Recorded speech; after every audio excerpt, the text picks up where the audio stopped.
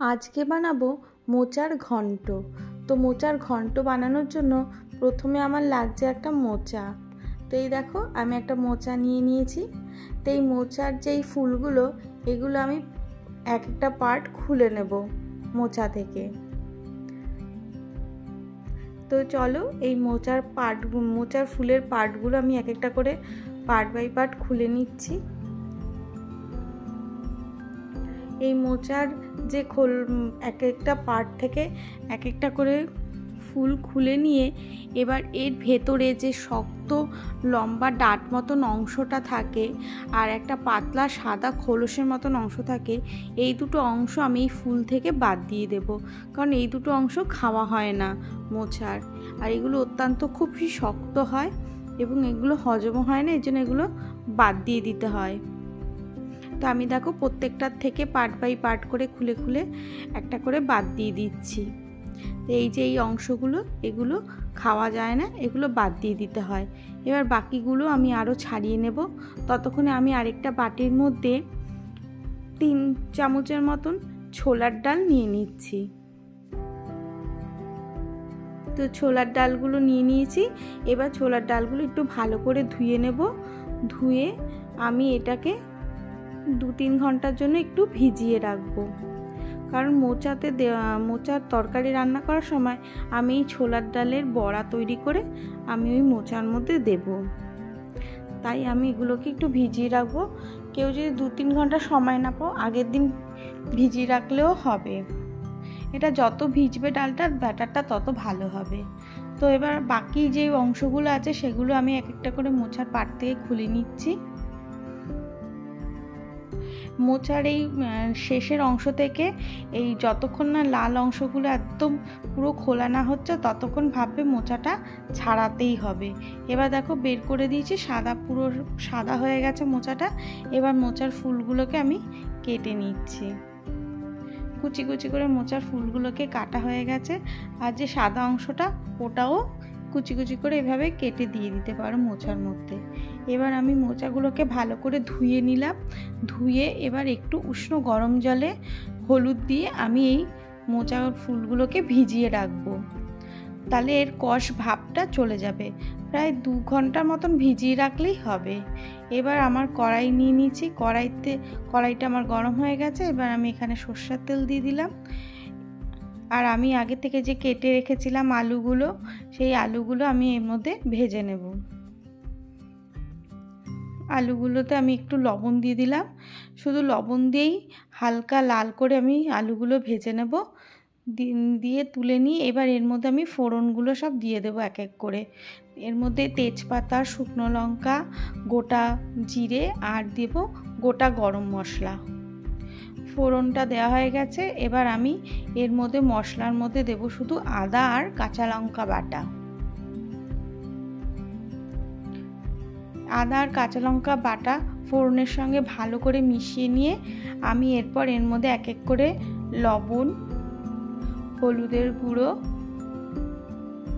আর দিয়ে দেবো লাল কাশ্মীরি গুঁড়ো দিয়ে এবার ভালো করে আমি এটা নেড়ে নেব, ভালো করে মিশিয়ে নেব। মিশিয়ে নিয়ে এবার মশলাটা আমার একটু কষে আসবে। তারপরে আমি এর মধ্যে অল্প অল্প করে ধনের গুঁড়ো দিলাম। 1 চা চামচের মতন ধনের গুঁড়ো আর 1 চা চামচের মতন জিরের গুঁড়ো দিয়ে দিলাম। দিয়ে আবারও এটাকে ভালো করে নাড়বো। নেড়ে মশলাটা কষার সময় আমি এর মধ্যে অল্প অল্প করে একটু জলও দেব। দেখো অনেকটা কষে এসছে, তো আমি এর মধ্যে একটু একটু করে জলটা দেব। দিয়ে আরেকটু ভালো করে মশলাটা কষিয়ে নেব।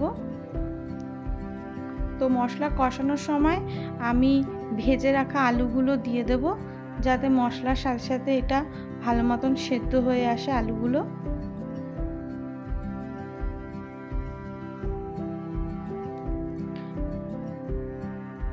এবার আলুগুলো দিয়ে মশলাটাকে ভালো করে মাখিয়ে নিয়ে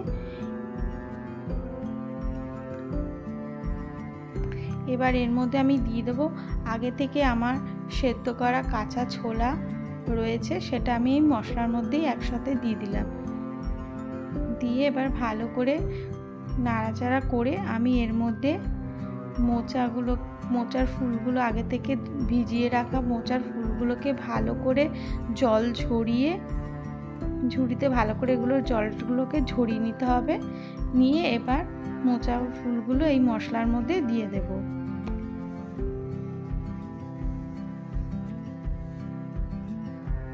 এবার মোচার ফুলগুলো এই মশলার মধ্যে দিয়ে ভালো করে মশলার সঙ্গে মিশিয়ে নেব।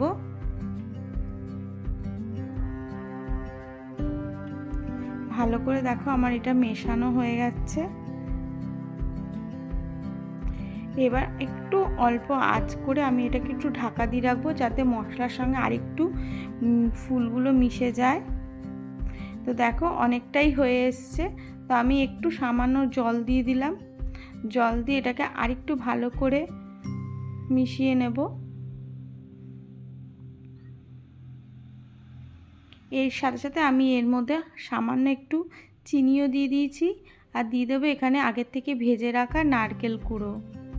নারকেল কুড়োটা আমি হালকা একটু তাওয়ায় ভেজে নিয়েছি, নিয়ে তারপরে আমি এটার সঙ্গে মিশিয়ে দিচ্ছি মোচাতে। চিনিটা আমি দিয়েছি, কিন্তু এটা আমি ভিডিওতে আমার শ্যুট করা হয়নি। তো এবার আরেকটু আমি জল দিয়ে দেবো, কারণ এখানে আমি ছোলার ডালের বড়াগুলো অ্যাড করব, তাই একটু জল দিয়ে দিলাম, কারণ জলগুলো পুরোটাই বড়াটা টেনে নেবে। তো দেখো এই যে বড়াগুলো অ্যাড করে দিলাম।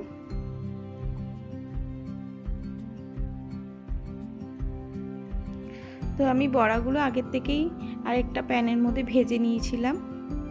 বড়া আমার অ্যাড করা হয়ে গেছে। এবার এর মধ্যে আমি দিয়ে দিলাম সামান্য গরম মশলার গুঁড়ো, কারণ আমার রান্নাটা প্রায় তৈরি হয়েই এসছে। এবার এখানে লাস্টে নামানোর আগে আমি দিয়ে দেবো এর মধ্যে 2 চা চামচের মতন ঘি। ঘিটা দিয়ে ভালো করে এটাকে নাড়িয়ে মিক্স করে নেব। নিয়ে এবার একটু আমি ঢাকা দিয়ে গ্যাসটাকে অফ করে একটু স্ট্যান্ডিং টাইমে রেখে দেব। তো আমার মোচার ঘন্টটা রেডি হয়ে গেছে। তো এই দেখো আমি একটা পাত্রে ঢেলে নিয়েছি মোচার ঘন্ট। তো এইভাবে মোচার ঘন্ট রান্না করলে খুব ভালো হয় খেতে। তো যদি তোমরা রান্না করে থাকো আমাকে কমেন্ট করে জানিও যে কেমন হয়েছে।